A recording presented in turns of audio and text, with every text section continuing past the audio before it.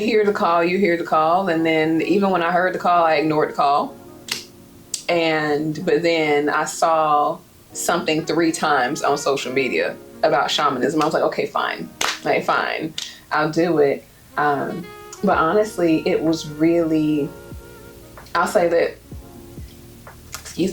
my personality self was honestly a bit frightened of doing it.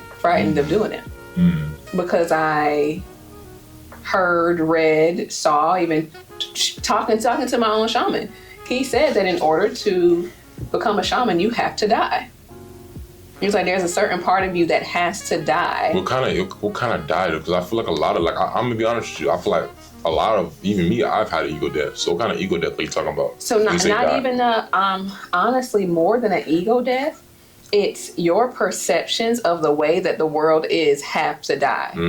So how we talked about like that bottom third energy, like that root, sacral, solar plexus, all of that has to go. Ego death is just right here. But with the what my understanding of it, and I could very much so be wrong, is when you follow the shamanic path, everything that you thought about the physical has to die because you're no longer playing in that realm. So my personality self was very apprehensive about that because it was just like, well, what does that even mean? Like, what does it mean? Because logically, I understand what it means, but it's this part that wants to hold on, like feeling this part that doesn't want to let go to my physical bonds to things. So what are like some of the main aspects of shamanism? Because, people talk about gratitude. We talk about, just transforming and alchemizing everything into, yourself, that everything is God, even this glass of water. So what's some of the things you learned about it?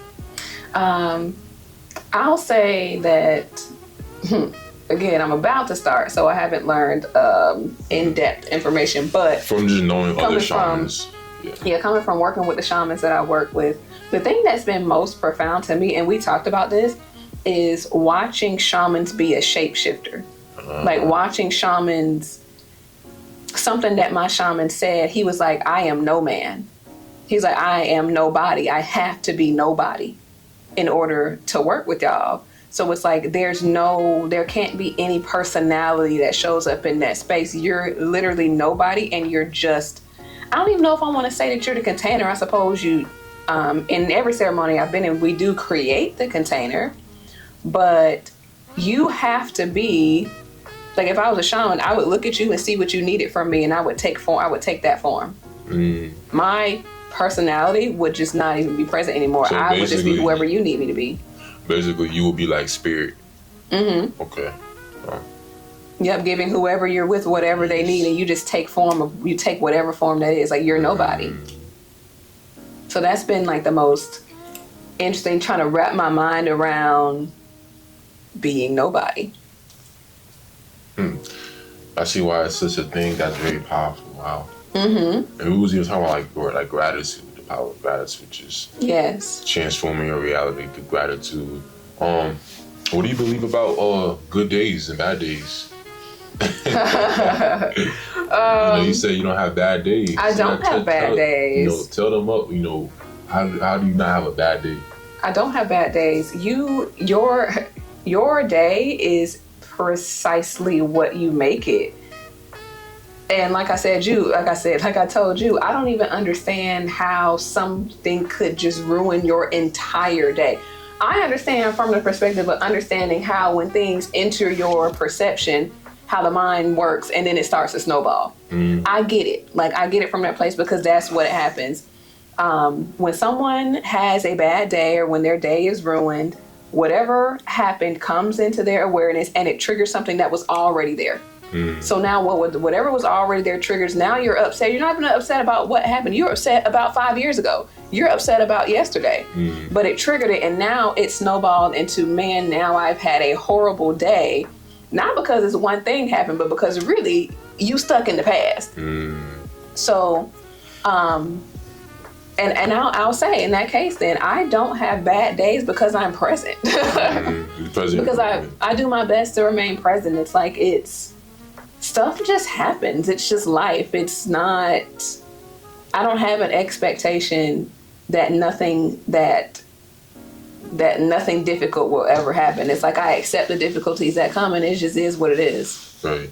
It's part of it. It's part of the experience. Right.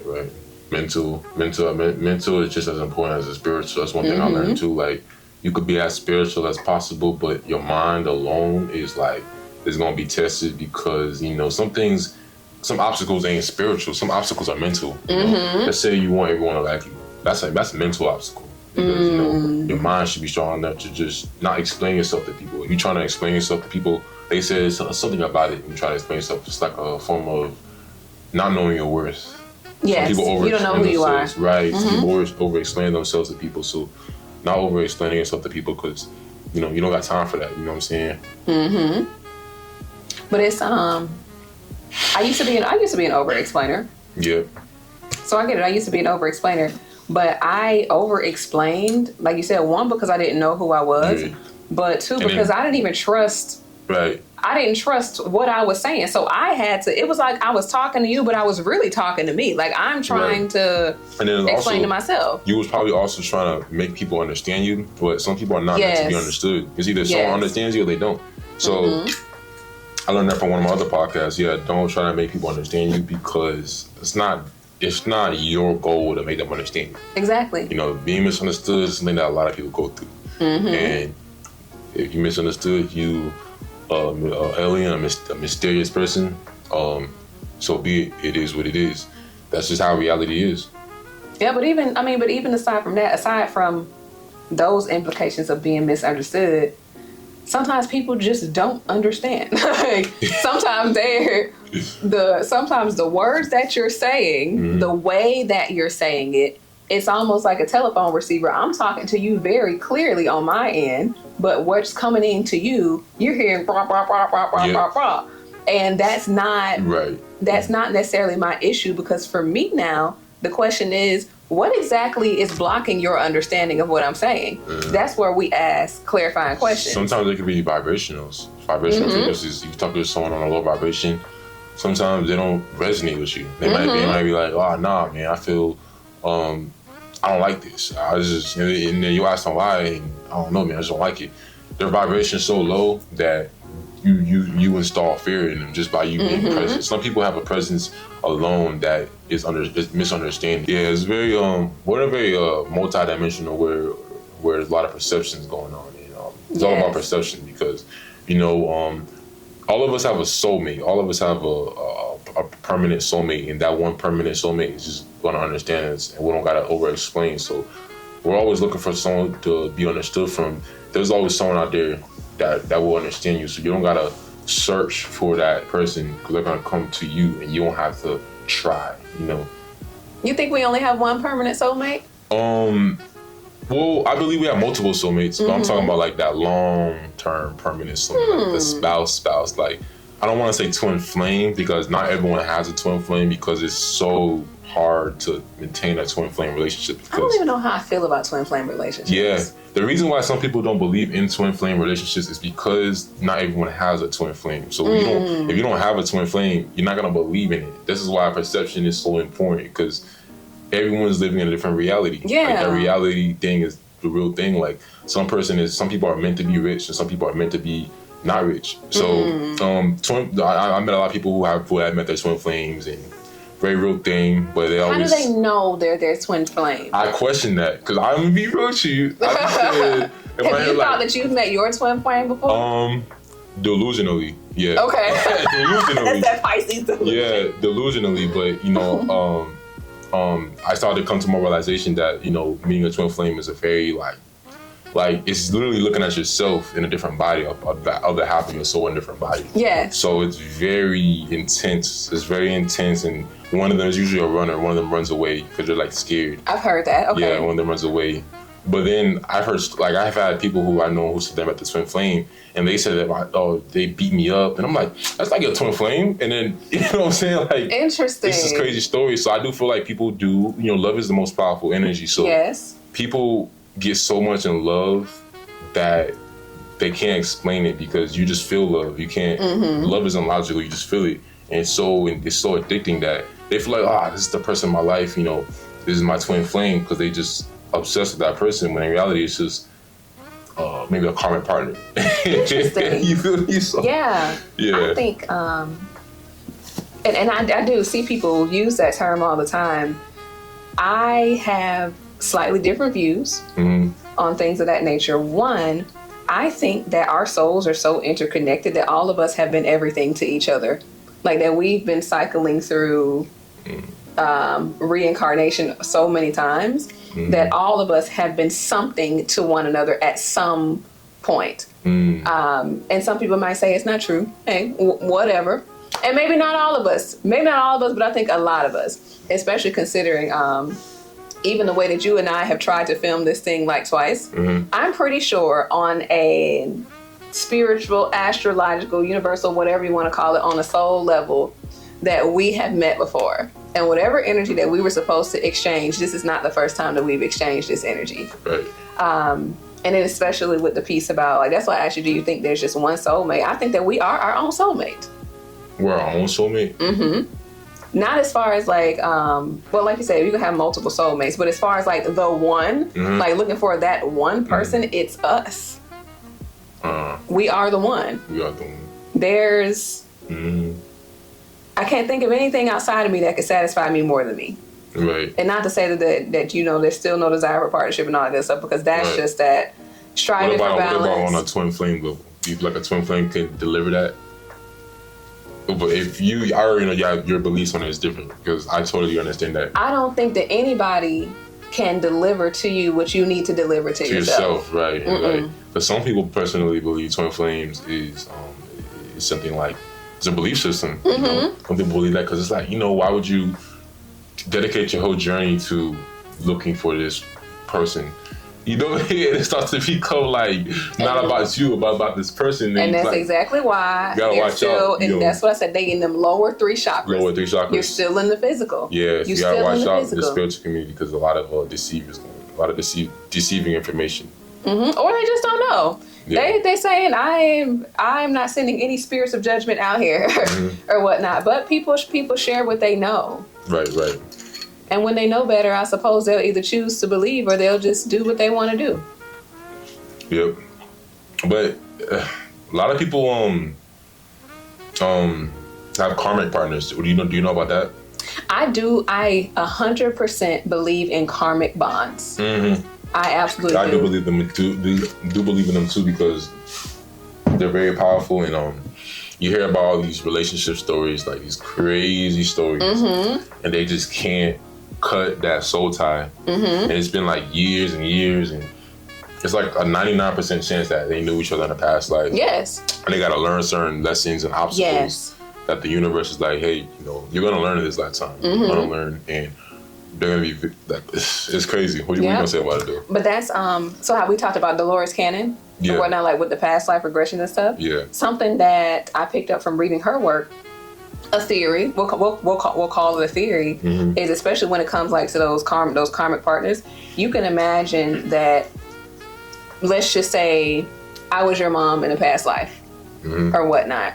If there was something that we needed to work out that we didn't work out in that life, then when we decide to come back, we sign a soul contract and say, hey, this time I'll be your sister, you be the brother, but we're going to try and work out the same issue, because the karma is still there. But we agree, because when we come out of the physical realm, like you look down and you see that, oh, all is actually well, like it's okay, but wait, we could have done that better. Yeah. Now let's decide to come back again and do it better. So even with karmic partners, this is something that people eventually, and maybe y'all will play this 200 years from now, but eventually people will ascend past the part where they're looking at the pain of the relationship, and they'll be able to look and see, oh, this person actually on a spiritual level didn't mean me any harm. We were supposed to learn. Like they came into my life to teach me.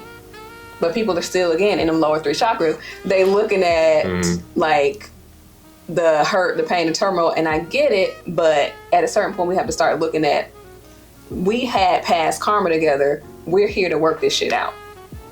Wow. That is some real deep stuff going on. Like, Yeah.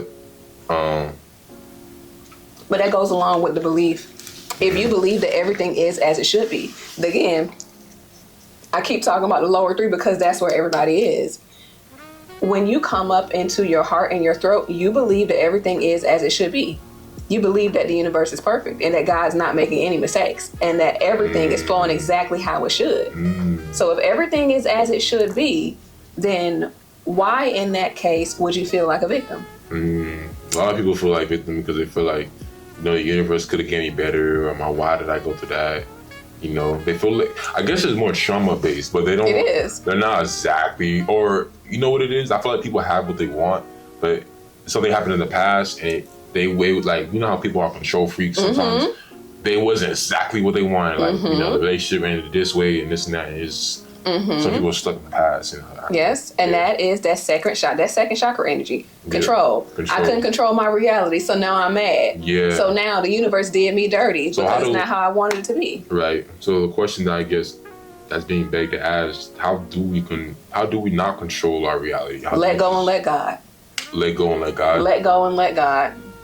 Step into the heart. Let go. Let go. Yeah. You start to practice, like, just what we talk about, like the belief in the knowing. Yeah. You can say, people be like, I know that God is XYZ. No, you don't. No, you don't. Because you don't actually believe it. You need to believe it first. If you believed it, you would walk it. If you believed it, you wouldn't think that random stuff is happening to you. If you believed it, you wouldn't have any bad days. So for the people watching, how does someone let go who's been in control of their life? Because people feel like when they let go, they're like a kid and they're open to like their life not going as planned.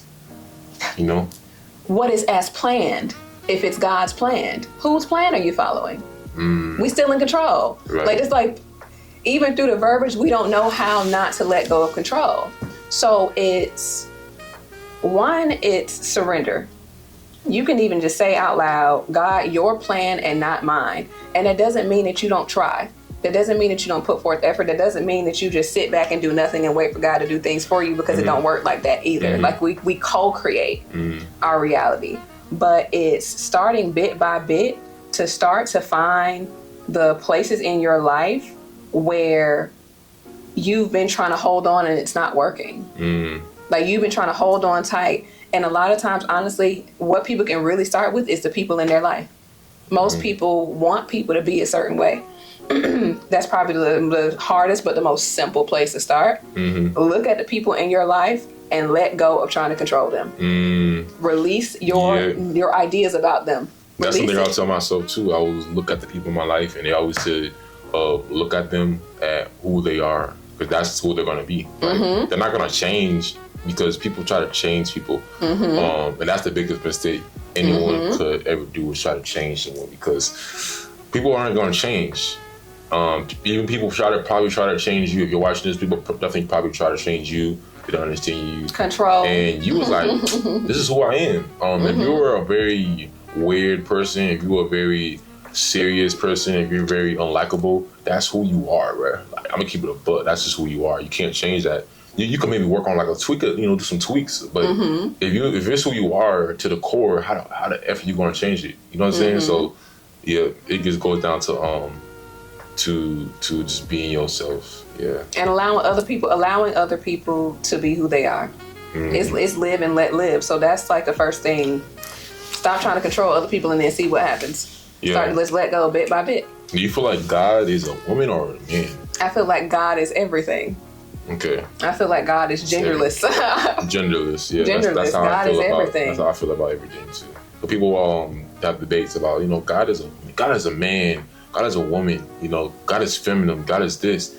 And then there was even a new debates coming out, people saying that the woman isn't really, the black woman isn't really God. It's actually both man and woman.